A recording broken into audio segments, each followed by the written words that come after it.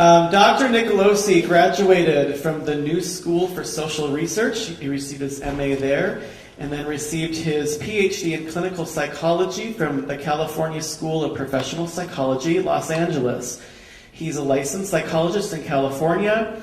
Dr. Nicolosi is one of 3 founding members and former president of the National Association for Research and Therapy of Homosexuality, NARTH.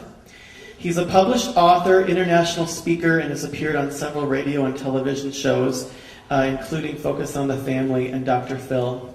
And just from a personal standpoint, from Outpost perspective, we're just so grateful for Dr. Nicolosi. He really laid so much of the foundation that we as a ministry have then been built on in this area. And so we're very, very grateful to him, very thankful for the work that he's done and the work that he continues to do. So with that, I will welcome Dr. Joseph Nicolosi. Thank you. Thank you. All right.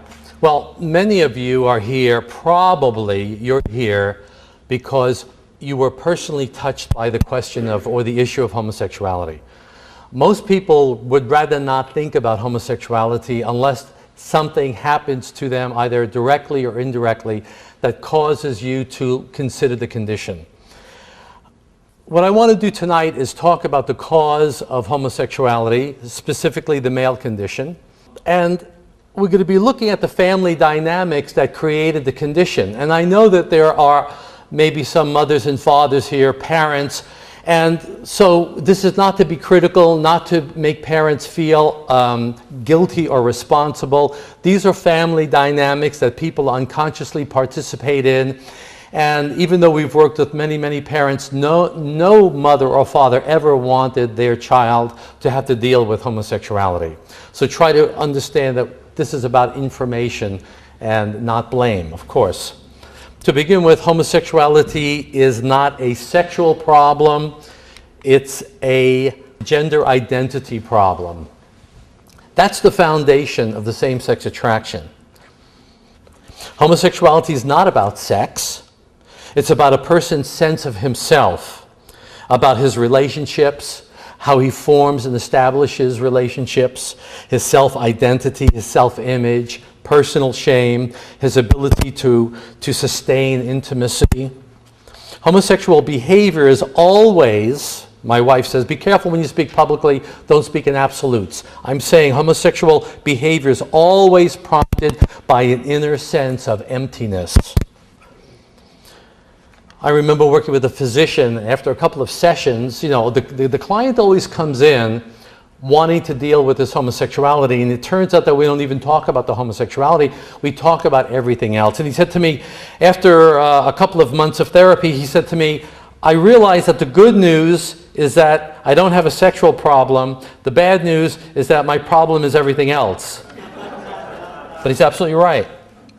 To go over the details of it, the 4 gay myths, 10% of the population of homosexuality, not true. It's really 1.5% to 2%.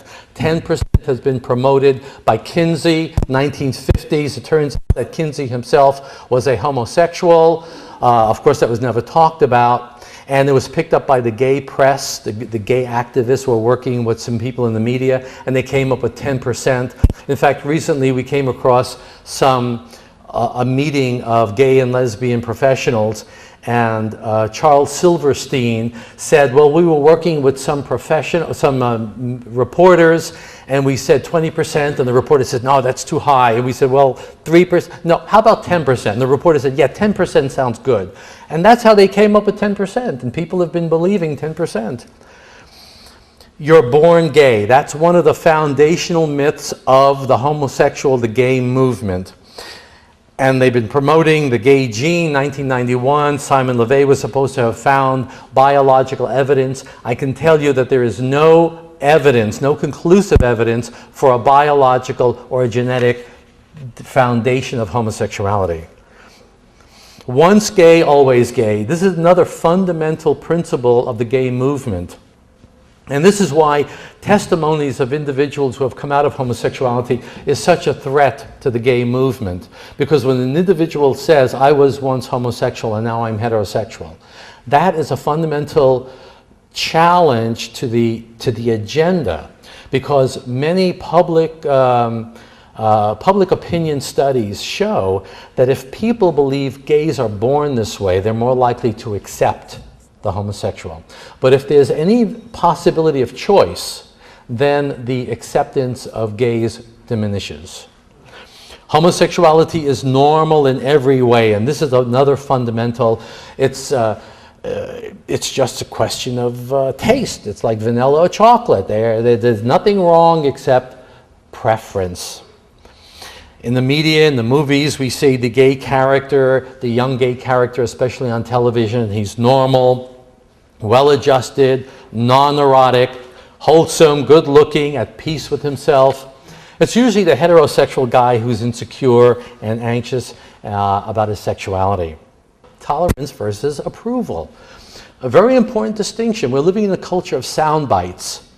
And people are getting confused. We have to make the distinction between tolerance versus approval. We have to be tolerant of people living their life and seeking their happiness the way they want. But it doesn't mean that we have to give approval. And that's where Christians get confused. You know, if I don't approve, then I'm intolerant. No. We make the distinction and talk about informed disapproval. Informed disapproval does not mean homophobia. Phobia means irrational fear of. We're not talking about irrational fear.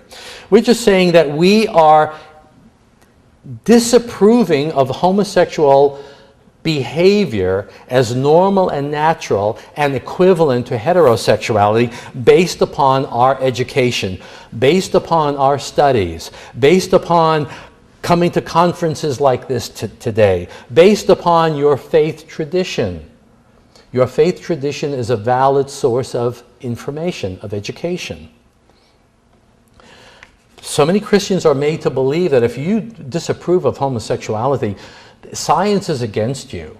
You know, you have religion, which is just a belief system, and then you have science. I can tell you the science supports biblical teachings on homosexuality. Gay versus homosexual. It's very important for us to make the distinction between these two words, because gay activists would have us believe that gay and homosexual are synonymous. So if you're debating, if you're talking to someone, know the difference between these two terms. Gay is a social, political identity. It's basically saying homosexuality is normal and natural for me. That's a gay identity. That's different from homosexual. Homosexual is simply a description of sexual preference. It's a psychological condition.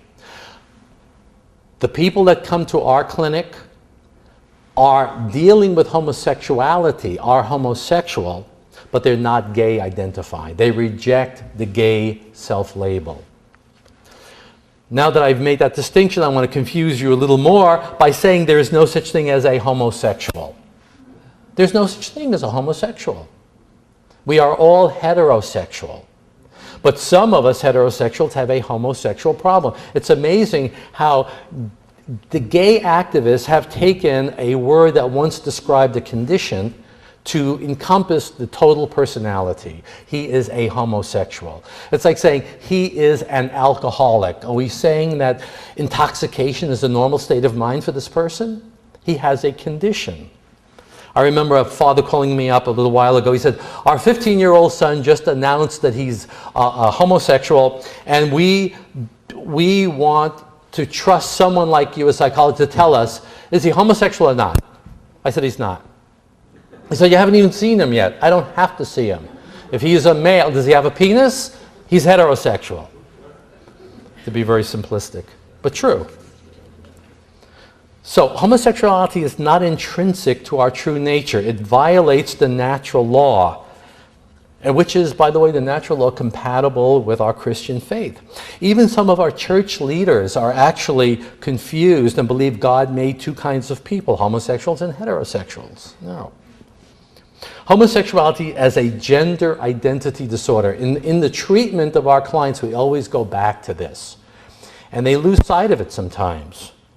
Two gay men are standing on the street corner, and a beautiful woman walks by. And one gay guy says to the other, it's moments like this that I wish I was a lesbian. Because he's confused, you understand? We could lighten it up, folks. All right? It's going to be a long night, so let's get with it. So homosexuality is not about sex, it's about self-identity. Homosexuality is based in the masculine inferiority, and it's a striving to connect with a masculinity lacking within himself. All right, so let's go through the whole developmental process, okay, just for a few minutes. And I'll be focusing on the male homosexual condition, okay? I'm going to put the female creation, the lesbian formation aside for a while.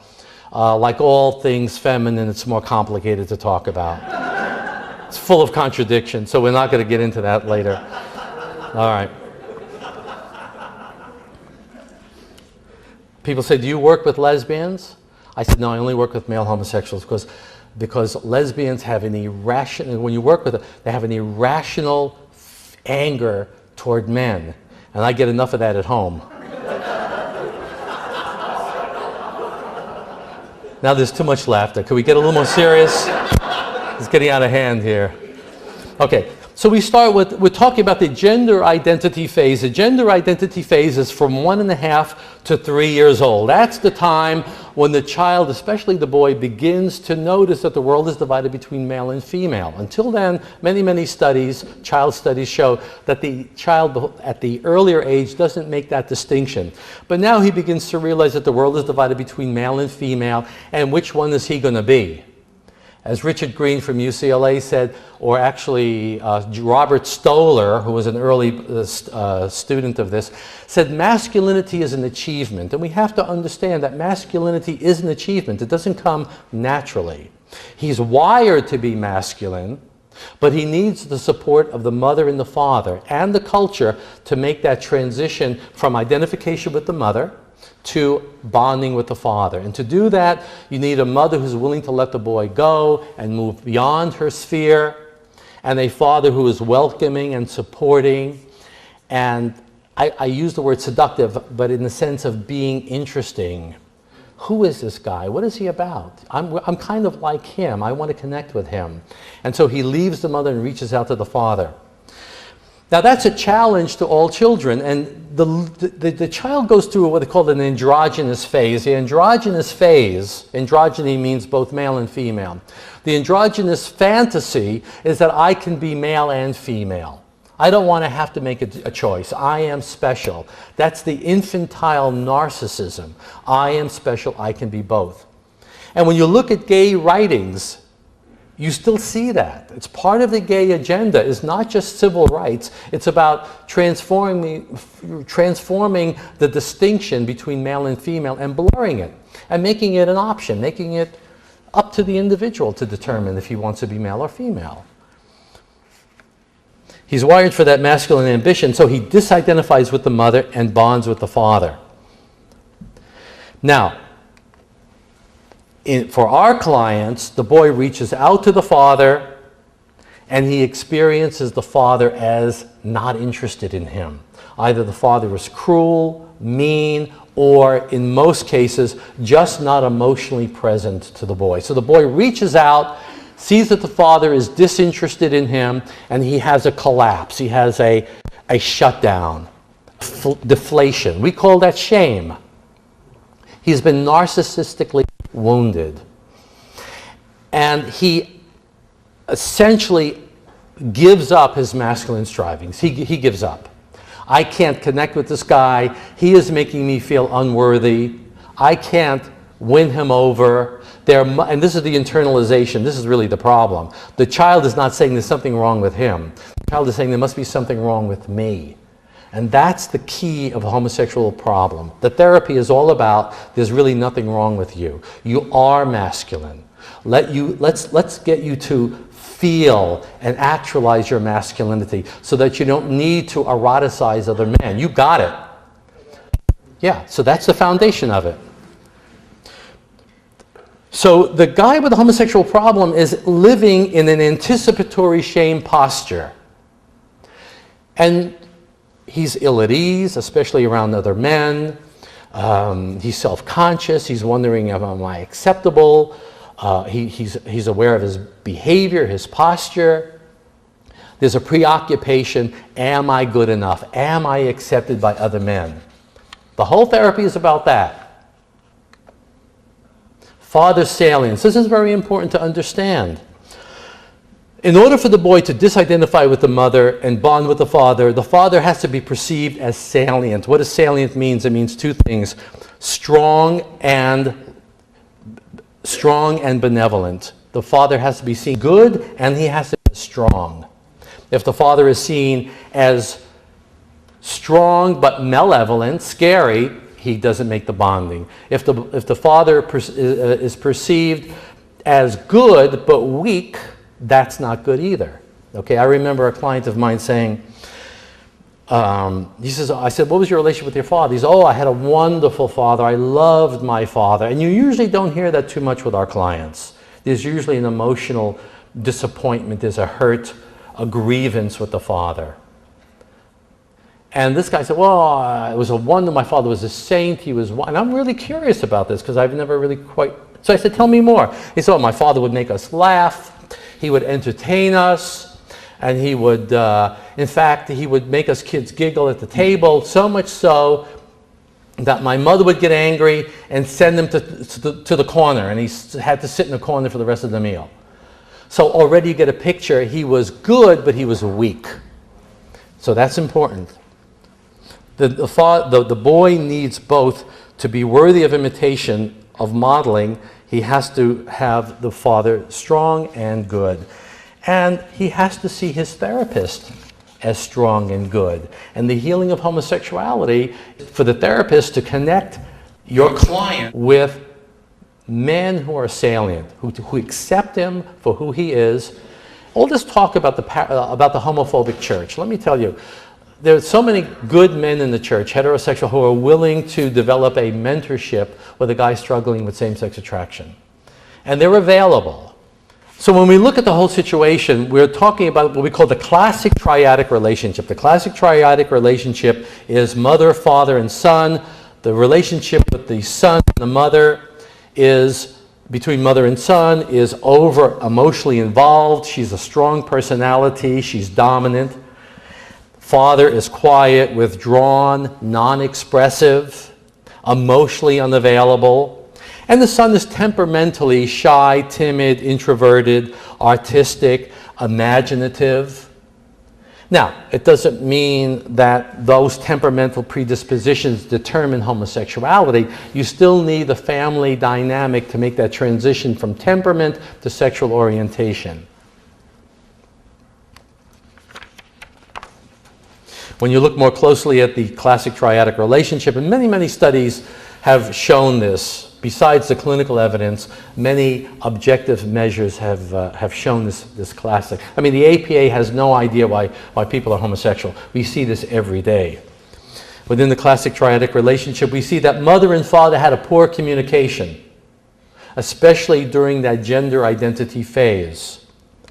Between the mother and son, there was a special relationship. We had a special understanding. My mother and I understood each other so well. We were soulmates.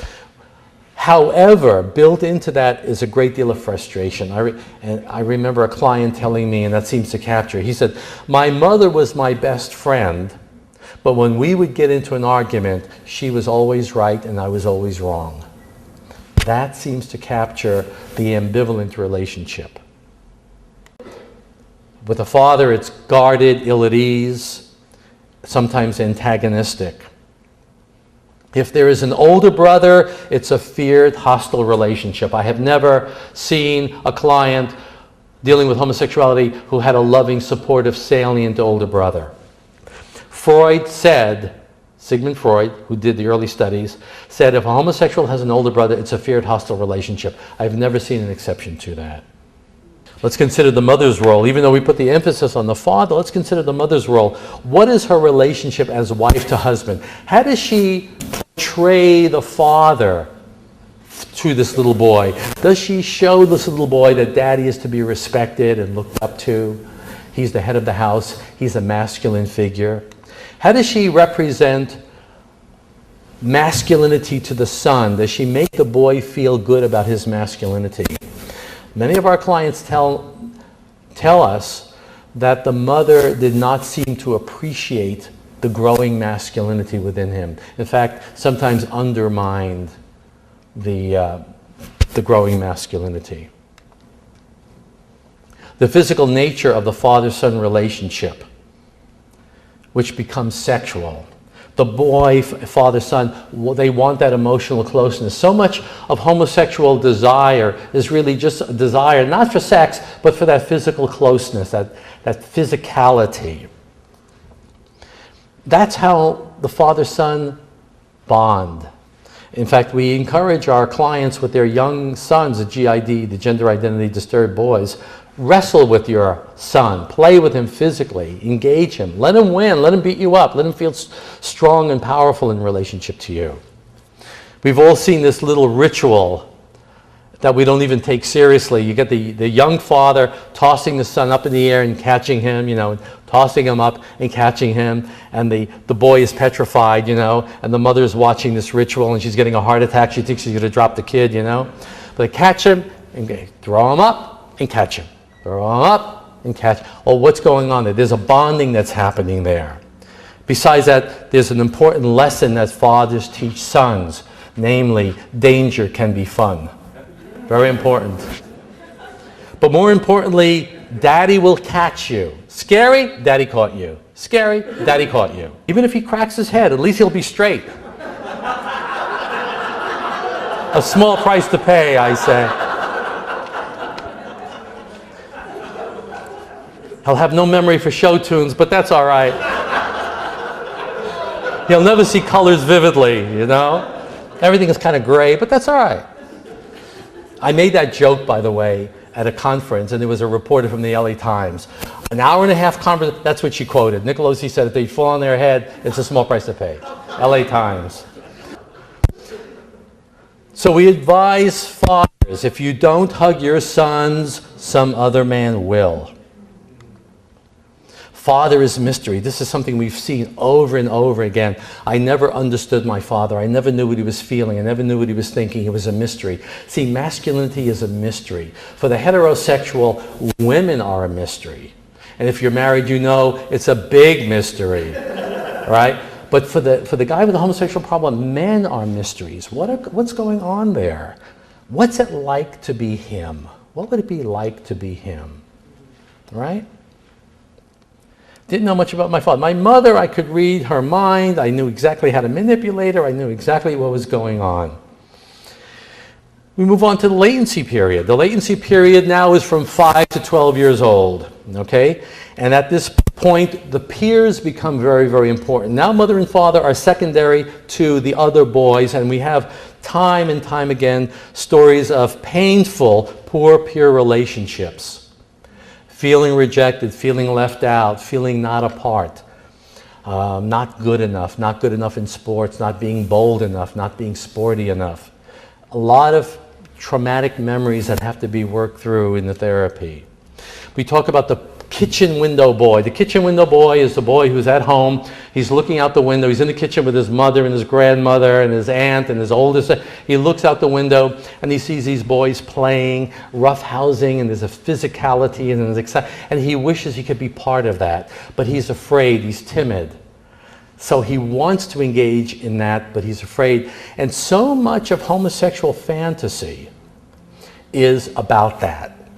I just saw a man a day before I got on the plane to come here yesterday, and we were talking about the male pornography, and he said I particularly like the porn that happens outdoors. I go, why outdoor? He says because there's something exciting and adventurous and dangerous about having sex in public. Because it represents what he is not, which is timid and shy. So the homosexual object, the person that they are homosexually attracted to, is the image of I wish I could be, but I'm afraid to be. So I have to secondarily connect with it. Cross-gender behavior. During this period of time, we see a lot of cross-gender behavior. Richard Green calls it the sissy boy syndrome, or gender nonconformity. Richard Green from UCLA. And it's a high prediction. Gender nonconformity, femininity is a high predictor of adult homosexuality, bisexuality, or transgenderism. Transgenderism is very serious. It's about changing sex change operations with surgery and chemotherapy and all kinds of changes to try to get the body to conform to the mind. Instead of trying to get the mind to conform to the body, they're doing it the other way around. And many studies show that these people are not particularly happy afterwards, but it's a big business. A meta-analysis is a study of all studies. Meta-analysis says that 75% predictor of gender non-conforming boys become homosexual, bisexual, or transgender. And we have the good little boy. This is the condition of the pre-homosexual boy. Very good, very polite, very mannered, very concerned about mommy's feelings, very concerned. So again, see, there's a shame. See, the shame, the feeling of unworthiness, creates a vigilance and the anticipation of being shamed. So I have to keep people happy. I have to get people to like me because I have this shameful part of me. And the shameful part of me is I'm not male enough. I'm not good enough. In fact, it's not just about gender. I am not good enough. When you really penetrate the idea behind homosexuality, I am not good enough. Good enough for what? I'm not lovable enough. I don't belong. And that's why we see as little boys, they're very polite, very well-mannered, and then they grow up to be gay activists, and they want to break that good little boy mold. He feels anger and he wants to rebel. This is why these words are very big in the gay community. Transgressive. We want to be transgressive. We want to be shocking. We want to be offensive. We want to be provocative. Have you ever seen a gay pride parade? It's outrageous, right? It's like in your face. It's as if these were all little boys who had to be good and polite, and now they can just break out. Theater and acting is very much a part of this fantasy. Many studies show that the pre-homosexual boys into theater and acting, pretense, make-believe, pretend. I recall the case of the little boy came home from school once. He said, "Mommy," he says, "we're doing a play at school and I'm playing the part of the father." The mother got very, very angry. She said, "You go back and tell him you want a speaking part." The physical nature of heterosexual development, again, that physical contact is so important. Alienation from the body, excessive modesty in boyhood, exhibitionism in adulthood. I remember a client of mine saying, he says, "You know, I remember I was about 7 years old and I was taking a bath and my mother and my aunt were giving me a bath and something happened with the water or the plug or something was with the water and they had to call my uncle in, and when my uncle came in, I covered up." He said, even then at 7 years old, I knew there was something wrong. Again, it goes back to that inferiority. He doesn't own his body. He doesn't own his body because he doesn't have the compartment of masculinity that matches his changing, developing male body. And so exhibitionism is a big part of adult homosexuality. What is exhibitionism? It's a desire to be seen. I want to be seen as a man by a man. That's the deepest desire. But I don't know how to do it personally. I don't know how to do it man to man, so I'm going to do it in a narcissistic way of being seen, which is the narcissistic flattery. A number of our clients will tell me, "I'll go to a gay bar, sit there for 3 or 4 hours, have a drink, no sexual interest, but just getting guys to buy me drinks and flattering me and paying attention to me." Sexual abuse, man-boy sexual contact and homosexual outcome. This is something gay activists deny, but it's true. 1/3 of our clients at our clinic were sexually abused by older boys or men. And that's random. That's not just a small sample of homosexuals who are unhappy. Many, many studies show that the personal histories of gay men often report same-sex abuse.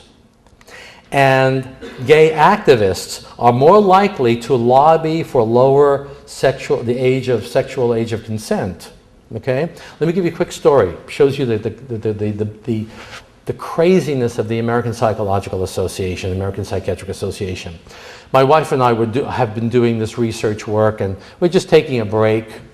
And we're sitting in the backyard, and we're just relaxing. And she gets this monthly periodical. And the monthly periodical just gives a quick report of all the psychological studies published in the psychological journals that month. And she's looking at all, and she goes, oh, look at this. She said, this is interesting. A study put out by the American Psychological Association says that children who are sexually molested by adults may not necessarily be harmed, and in fact may benefit. Let me look at that. Must be a mistake here. No, sure enough, that's it. So I ordered the original article. I read it over. It's junk science. Junk science. I could see it at a glance. Okay. So what do you do in a situation like this? You make 10 copies and you send it out to your colleagues and you say, guys, take a look at this. What do you think? Isn't this terrible? And you get the typical response of the typical psychologist. Well, who knows? I don't know what they mean. Well, what do you mean by a benefit? Are you crazy? This is bad. So I sent, I don't know if you remember, Dr. Laura Schlesinger. You remember Dr. Laura Schlesinger? Okay, right? Okay. Half Italian, half Jewish. What a combo. 50% Jewish, 50% Italian, 100% narcissistic. What a gal. So she gets a look at this. She says, this is crazy. This is terrible. So she does on the radio, and the conservative radio stations pick it up. Fox News picks it up. APA says children are not harmed, and everybody gets excited. But the American Psychological Association refuses to change. That this is science, and we're sorry we're offending, and we're challenging your assumptions, blah, blah, blah, blah, blah. But we keep putting the pressure on. So much so that there is a congressional vote which unanimously condemns the American Psychological Association. They still hold firm. They try to hire a public relations organization to do damage control. The first public relations company didn't even want to touch it. They found another one, tried its best. Now the American Psychiatric Association joins us against the American Psychological Association. Never happened in the history of these two organizations. We put pressure, pressure, pressure. Suddenly they changed. They changed. They said, yeah, you're right. Yeah, it wasn't good. So this is where we are as a science. All right. Now, if we did not bring attention to this, if we did not protest it, that would have been part of the literature, and it would have been referenced, it would have been footnoted, and it would have been just like 10%, 10%, 10%. Just like people can't change. People can't change. Let me tell you another story. The American Psychological Association takes the position that homosexuality cannot be changed through therapy. In fact, if you try to do it, you're probably creating harm. That's the conclusion of the American Psychological Association. If that's true, I'm out of business. All right? If you can change the homosexual through therapy, and if you try to change, you're going to create greater harm. Okay, how did they get to this conclusion? They got the conclusion from a task force. It was called the APA Task Force on Therapeutic Change. 8 members of the task force. 8 members of the task force. How many were gay? Now, before you answer, remember this is a scientific organization. If 2% of the population is gay, and you got 8 members, and you want to be scientific, and you want to make sure there's no bias, how many should you have? Maybe half, right? Or 1? Right. Of the 8, 7 were gay. 7 were gay. And they were the ones who had to determine whether or not people can change. Now, think about it for a minute. To be gay, when you look at the literature, the coming out process, this is coming out of the closet. The coming out of the closet means this. And you see this over and over again. I wanted to change. I realized I had this problem. I was told I was going to go to hell, and I prayed and prayed and prayed. It didn't go away. And one day I met this person, my gay teacher, my gay pastor, my gay therapist, and I was told that this is how I am, this is normal and natural for me. And they had to, in order to get a gay identity, they had to grieve the possibility of ever being straight. In other words, before you can assume a gay identity, you have to let go the hope of ever being straight. That's very important. They gave up on themselves. They gave up on themselves. So these are the people who are going to judge whether or not other people can change. You understand? If I can't change, who's going to change, right? Important. The APA doesn't see this at all. Of course not. All right. So now we're moving into adolescence. We're talking about 12 years old and above. And we call it the erotic transitional phase. Until now, we haven't talked about sexuality at all. All we've talked about is gender identity. And it's around 11 to 12 years old when the client first identifies as same-sex attraction. I remember a physician, he was a surgeon, came to therapy with me, and he said, I remember the first homosexual moment I ever had. He was 12 years old. I said, tell me about it. He said, I remember we were taking a shortcut to school, and I was cutting through the gym, we were cutting through the locker room, and just then a teenager came out of the shower, he was wet and he was naked, and I said, wow. And that was my first homosexual moment. I said, tell me a little bit more in detail what that moment was. And I think he thought about it seriously for the first time in his life, because for him, that's it. He said, the thought was, wow, I wish I was him. That says everything. I wish I was him. It's erotic envy. It's eroticized envy. And that's what makes it fundamentally different from heterosexuality. The man is not envious of the woman's body, or the woman envious of the man's body. It's complementary. There's a complementarity. Her femininity enhances my masculinity. My masculinity enhances her femininity. But with homosexuality, it's not complementary, it's compensatory. In fantasy, compensatory. Because in actuality, they never gain the lost masculinity because he's got the same problem I have. Homosexual behavior as a reparative drive. That's very important. That same-sex behavior is an attempt to repair, that's where we got the word reparative, childhood emotional hurts. And that is really good news for our clients who come in, because they come in, many of our clients are Christian, and we're telling them, look, you know, it's not just simply a question that you're a pervert, degenerate, sinful person. Your homosexual behavior is your attempt to repair something you did not get in childhood, but that you deserved, that you needed. But that your homosexuality is not meeting those needs. It's not fulfilling the fantasy. That's why you're in therapy. Sex doesn't give you what you're looking for. And so it's a message of hope. When you look at it, the whole picture, can you see that? That's kind of hard to see. Yeah? So we have 4 phases real quickly. The gay claim is, oh, I was just born gay. But no, we have it. 4 phases. Relationship with mother. Can you see that? Is that hard to see? You can't see it. You don't care. Right? You're just listening. You're not even listening. All right? We'll quit early. Phase 1, the relationship with the mother. Early infancy. Intense but insecure attachment. The defense is dissociation. Phase 2, the boy moves on to the father, 1.5 to 3 years old. He does not make that masculine bonding. Phase 4, he eroticizes his peers, so now it's a homosexual problem.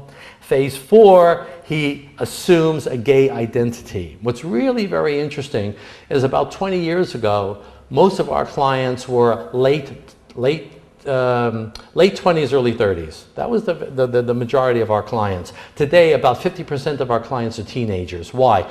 Because of the promotion of gay, gay, gay. And so they are assuming a gay identity quickly. And that kind of seals, if you will, the gay identity kind of seals the homosexual condition. And the homosexual condition is simply the result of masculine inferiority, which is a result of attachment to the mother and to the father. Associated features of male homosexuality is male gender deficit, as we've been saying, problems with assertion. In other words, they have difficulty being assertive, and they use sexualization as a form of assertion. Aggression towards self and others. A lot of homosexual enactment is either the passive recipient in fantasy. Homosexual behavior is either the fantasy of being the passive recipient of man's aggression toward me, because this is what I think I deserve, my shamed self. I deserve to be abused and dominated by a male. Or I am the abuser to the weak male. So there's always a power struggle in all perversions. This is the early psychoanalytic literature. All the perversions, including homosexuality, is characterized by power. It's a search for power. Detachment from other men, anticipation of rejection. Now, North did a study, our organization did a study. And again, the APA is saying, number one, people can't change. Number two, if people try to change, it's going to do more harm. And three, homosexuality is normal and natural. There's no greater pathology associated with it. Okay, we did a study and we saw a great deal of pathology associated with the homosexual condition. What do we mean by pathology? Pathology defined as self-defeating, self-destructive, maladaptive behavior. Like what? Greater depression. Many, many studies show this. APA says no problem. Greater depression, greater anxiety, greater suicide attempts, alcohol abuse, drug abuse, various substance abuses, interpersonal difficulties, group sex, and what we will call in polite company exotic sexual practices. Gays smoke more. Gay men masturbate more than heterosexual men. Now you would think with all the sex they were having that we'd give it a rest, right? I got one laugh. Okay, it's okay, I could take it. Just one laugh, it's all right. But it's true. This is not to blame the gay community, but what we are saying is young people are not being informed. Oh, gay is fine. But we have a responsibility for a 15-year-old or a 17-year-old and say, look, if you go down this path, these are the problems you are likely statistically to encounter. You're likely to encounter more difficulties. Living a homosexual lifestyle is hard. As one father said to me, I want my son to change. Living a straight life is hard enough. And he's absolutely right.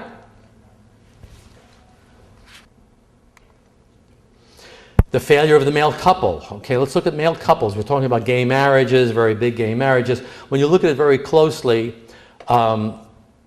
we see the gay data. Let me just give you a quick one. McWhirter and Mattson. McWhirter and Mattson, 1984. But the reason why I mention that is because it's been duplicated over and over and over again by gay researchers, not by homophobes. Gay researchers investigate the relationships of gay men in relationship. And McWhirter and Mattson were two gays. One was a gay psychiatrist and one was a gay psychologist, and they were in a relationship with each other. And they were determined to prove that gays were capable of long-term sexual monogamy, sexual fidelity. And they went out and looked for 165 of the very best gay couples. So I ask you, of 165, how many were able to maintain sexual fidelity for more than 5 years? Some of them were in relationship for 10 years, 15 years, whatever. How many of 165 couples were able to maintain sexual fidelity? Any guess? Zero. Zero. They were surprised. So they had to change their assumption. They thought they were going to find it, so they changed everything around. And they said, as only psychologists can, we're going to change everything around. And said, they are advising gays, if you expect fidelity, your relationship will not last. The only way it's going to last is if you accept ongoing, regular, out of relationship sexual contact. And that's how it is. So there's a presentation that gay couples can get married because it's equal. It's not equal. Lesbians are less faithful to each other than heterosexual women. Homosexuality is the search for maleness. I remember a client saying to me, my body gets in the way of my happiness. My body gets in the way of my happiness. I said, what do you mean? I don't get it. He says, because I want a real man. But a real man doesn't want me. A real man wants a woman. So I have to be with a guy who's got the same problem I do. You're right. So it's two people coming together looking for the same thing. One man, there was a gay TV channel or something for a while there. And one gay character said, I was so attracted to him that I either had to be him or have him. You see the envy. You see how sex is used to incorporate something deficit. Promiscuity, again, many studies show promiscuity, anonymous sexual contacts, part of the culture, short-term relationships, the natural incompatibility. Andrew Sullivan is a self-labeled Catholic gay. No such thing. You can't be Christian, you can't be gay. You could be Christian and homosexual if you're dealing with it, but you can't be gay and Christian. Contradiction. Okay? Andrew Sullivan said, at the end of his life, the gay man has two kinds of male relationships. Those that he is friends with and those that he has sex with. Again, the familiarity takes away the mystique. So there's always the search for the new guy. Always the mystery. When you look at gay literature, gay novels, it's always the search for the new guy. Okay, so basically, the action steps is to again identify at-risk children, adolescents, and even young adults, to be concerned, especially with the young male who is lonely, disconnected, not feeling comfortable with his peers, especially the boy who is lacking a close relationship with his father. A lot of Christians are suspicious of psychology, but really psychology supports the natural law, supports biblical teachings. And good psychology can offer our clients the opportunity for them to fulfill what they want in their own life, client self-determination. I remember a teenage boy coming in his very first session. He sat down and said, I just want my God-intended life back. That's all we do, and that's only what we do. Thank you.